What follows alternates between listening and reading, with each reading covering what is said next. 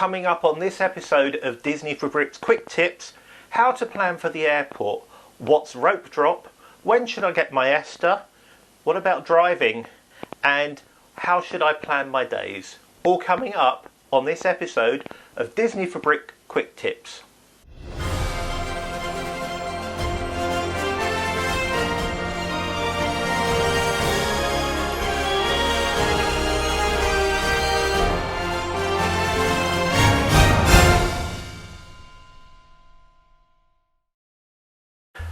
Hi guys, David here.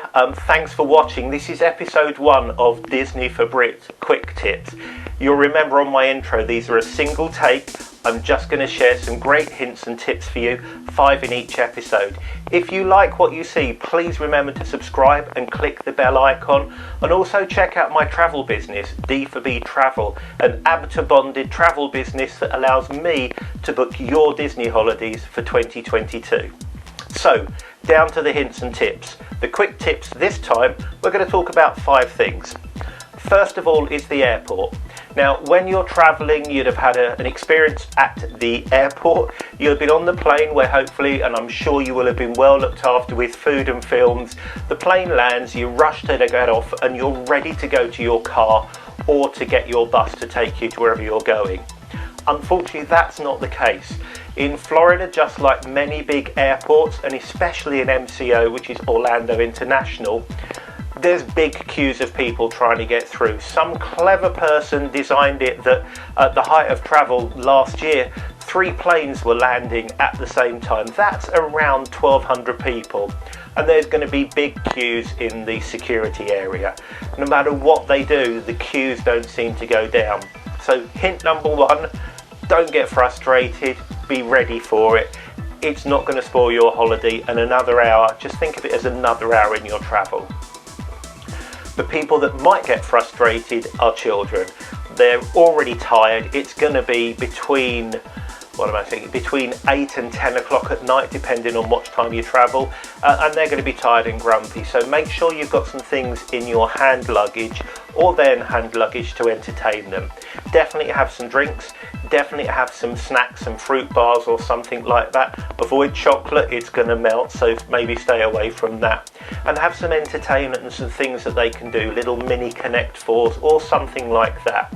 You're not allowed to use your phones in the airport, so don't presume that they can use phones and play games on those, because you'll get a very stern telling off from one of the American security people. So have some stuff to keep them entertained, and that hour, whilst it won't rush by, it will certainly be a lot calmer for you and your family. So, tip number 2, rope drop. What's rope drop, I hear you call? Well, rope drop is back from the beginning days of Disney, when they used to have a rope across the entrance and they would drop the rope and people were going. Clearly now it's not a drop anymore, it's a move the rope out the way for health and safety purposes.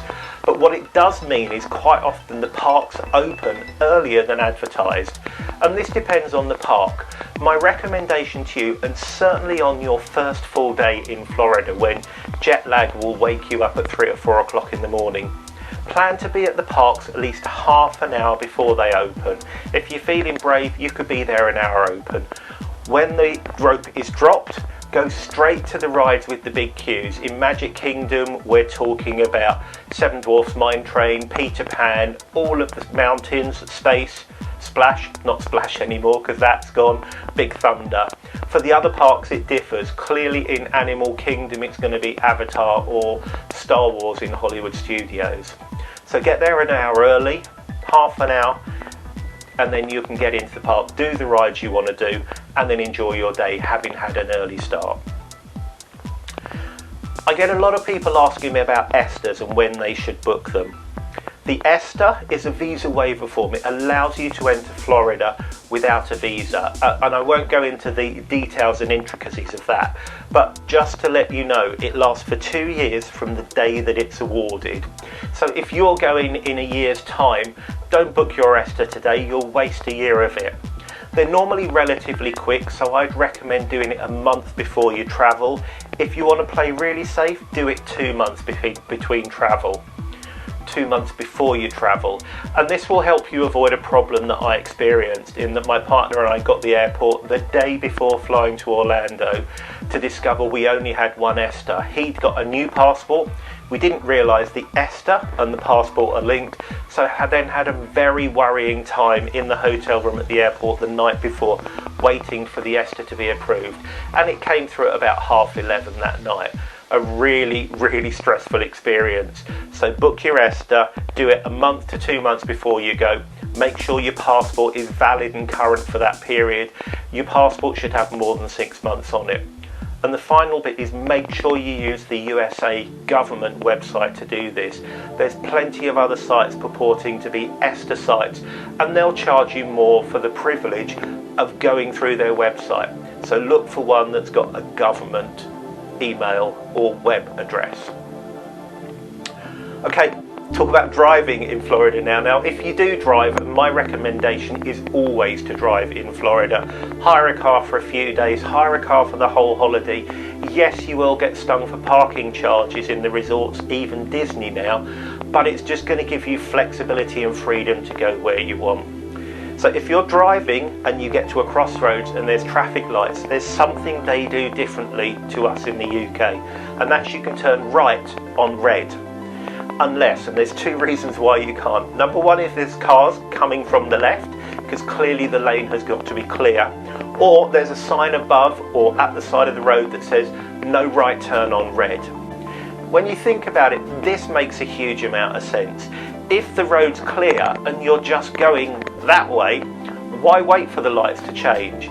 Be patient if somebody else doesn't get it. There's lots and lots of rental cars in America. No, massive bibbing on your horn. Be patient. People will probably be patient with you, but they may well just give you a little bib to say it's okay to go. So you can turn right at a red light if it's clear and if there's no signs telling you that you can't.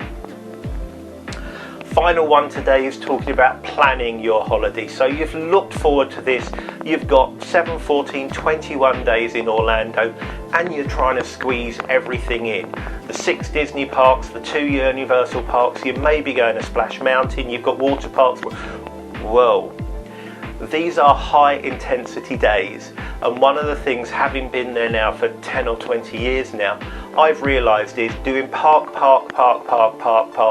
every day can be exhausting.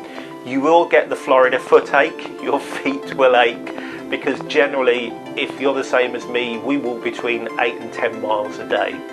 So my recommendation when you're doing your planning is look to have a day on and a day off. So a park day and a non-park day. The non-park day can be shopping, it can be lazing around your resort using the pool, it can be going to a water park.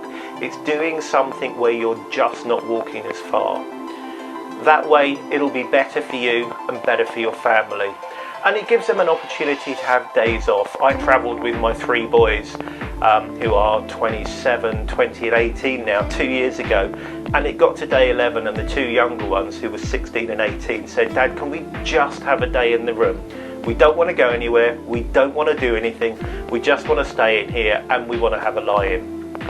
Sure, happy for you to do that. Send me a picture at 12 o'clock that you're up and dressed, and make sure you at least get out and go and use the pool at the resort, and I'm happy to do that. Because remember, it's everybody's holiday, and not everybody wants to be that family, like on the Fast Show, for those of you who remember, where they're literally running through the airport with the bags, and everywhere they go we're running.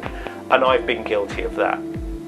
So there you go, the first Disney for Brit quick tips, 5 hints and tips in various areas. I'd love to know what you think about these.